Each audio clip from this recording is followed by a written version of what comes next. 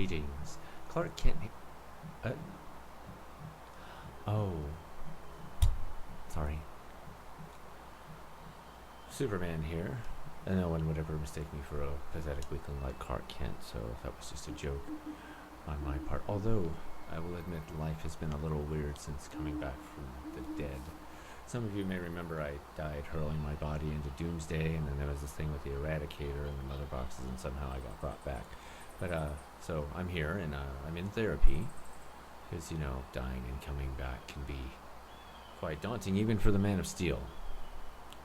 So, I've been ordered to therapy by the Justice League, and their suggestion is that I do more mortal things, more human things, to enjoy my time here on Earth and to remember what it is I'm fighting for. So they suggested things like walks on the beach and reading books. So I've decided to partake in that. I will read a book on Devil's Night for you. I've selected Stay by Ash Knight, if you can see that there. And so I'm going to go ahead and read this. And,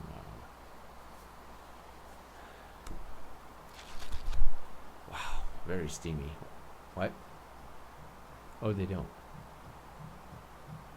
Sorry, I wasn't aware that I had to. Okay, I can do this. So I will read like you do. Because that's part of my therapy, is to see what it's like to be human now that I've died and come back. Because humans do that, I'm sure. The next week flew in a blur of patients and ambulance sirens. I couldn't get my head on right. My thoughts were invaded by my run-in with Joe at the cafe. There was something in the way he spoke, or rather didn't speak, that haunted me. I felt like I was missing some vital sign or key component of him.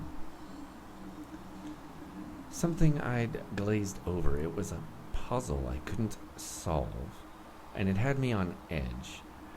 I'd been to the cafe a handful of times since, and I hadn't seen him once.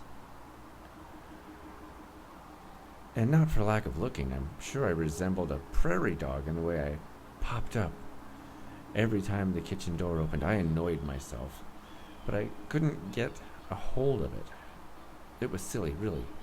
I'd spent less than a full minute in his presence.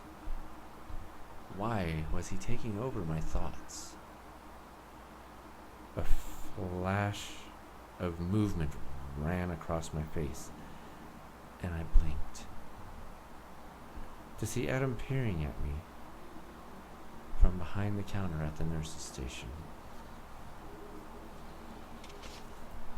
He smiled. Man, I don't know where you were, but that smile on your face is going to devastate some lucky guy. Rolling a stool over, he sat, knees against mine, arms crossed. Okay, spill. Who is he, and when do I get to meet him? I laughed and shook my head. That's why I loved Adam. He cut through the bullshit and got to the meat of the issue every time, whether I wanted to spill it or not. There really wasn't any point in dodging his inquisition, because he wouldn't stop until I told him everything anyway. I went to the cafe, and there was a new guy working there. I started, then held up a hand to shut Adam up before he could ask me anything else. I don't know anything about him, just his name is Joe. Oh my God, look at you, Adam exclaimed excitedly like a total dick. As my face heated, I second-guessed my reaction. My smile fell, then my hands mirrored the action. Staring ahead for a few beats, I turned and looked Adam in the eye.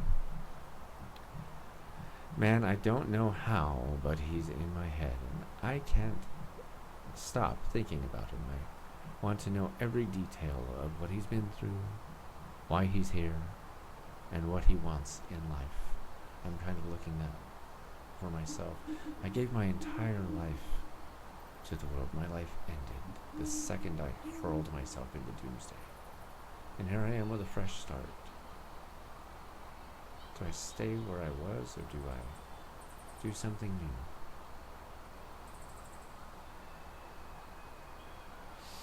Man, I don't know how, but he's in my head. I can't stop thinking about him. I want to know every detail of what he's been through, why he's here, and what he wants in life. I shook my head because even I was aware of how stupid I sounded, like a teenager with a crush. Man, this isn't me. I've literally spent less than a minute with him. I don't get like this, I said, waving my hand up and down. What the fuck is wrong with me? See, the old Superman could never have said those words, but I find myself treading new territory and enjoying this book, Stay, by Ash Knight. Highly recommend.